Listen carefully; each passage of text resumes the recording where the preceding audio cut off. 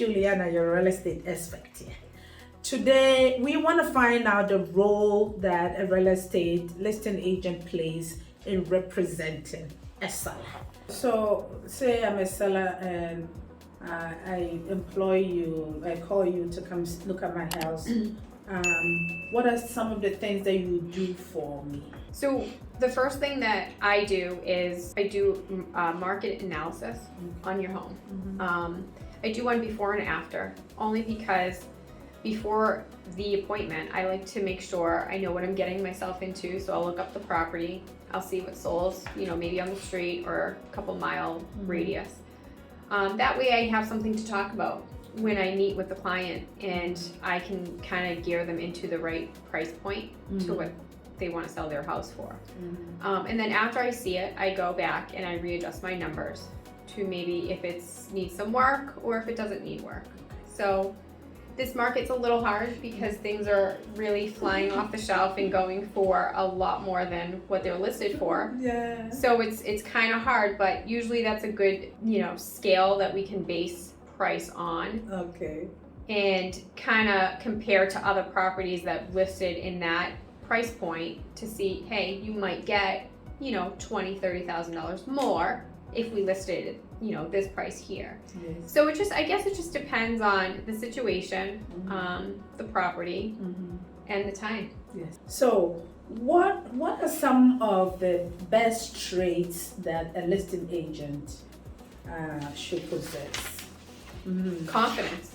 Okay. I mean, I think going into a listing appointment, meeting someone that you may never met in your life, going in there confident is key. That way they know that, this person's really confident, they know what they're talking about, they're gonna get the job done, and I won't have to worry about it. And how does the confidence come? I think confidence comes from knowing your stuff and I think learning. it comes with personality, it comes with knowledge, experience, it's just over years, you kind of build that. So if you've been doing this for a while, you know the market, you know what's out there, you know what you're talking about, you've had a million conversations with millions of people that you don't know. It's just being confident in doing that. And the seller sitting across from you can read your body language and be able to tell if you're saying this just whatever or you mean what you say. Oh yeah, 100%. I mean, granted, even myself going into a listing appointment that I don't know the seller, I still get nervous, and it's just a natural reaction. But if you show that to your client, they may, kind of think, oh, is this person nervous? Like, is she going to be nervous selling my house? It's like me doing this video. I'm really nervous, so, but the more you do them, the less nervous you're going to be. And that's like a struggle with everyone, and it's just human reaction.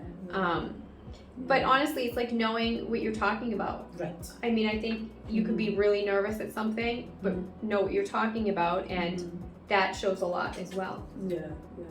So confidence is one. Do you have other traits that you think a listing agent should have to make them a better agent? Knowledge. Just knowing real estate, knowing the market, knowing, what you need to know. I mean, every situation is different.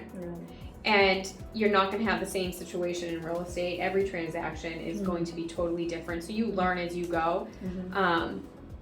Because there's always something new in real estate that you will come across. Just learning how to deal with different situations and being able to solve problems. I can't stress that enough. Problem solver. You have to be a problem solver. You can't just be like, oh no, what do I do now?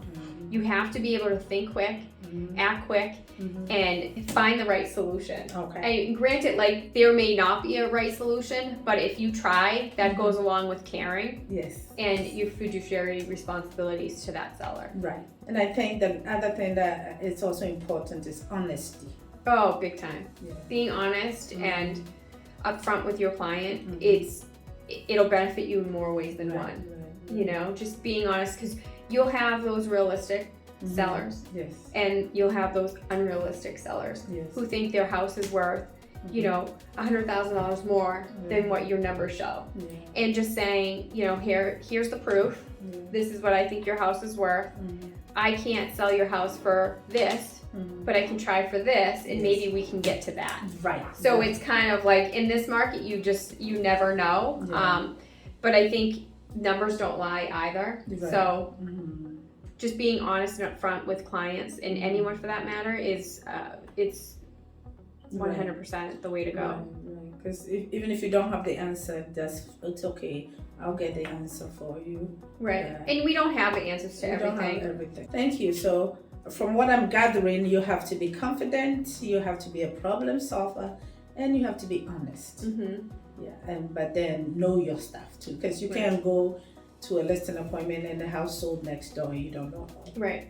Yeah. Do your research. Do your research. Do your research. Okay. Yeah. So if you need more help with selling your home, because right now we have more buyers looking for houses. Even with higher interest rates. Yeah, we need more inventory, and we can get you a board of cash, boatload of cash, and then help you downsize or upsize Or move to a warmer climate. Yes, to a warmer climate. Because that's where I'd like to be right now. Yes. So thank you very much. If you find this information helpful, like, comment, and share our channel. We bring videos every week.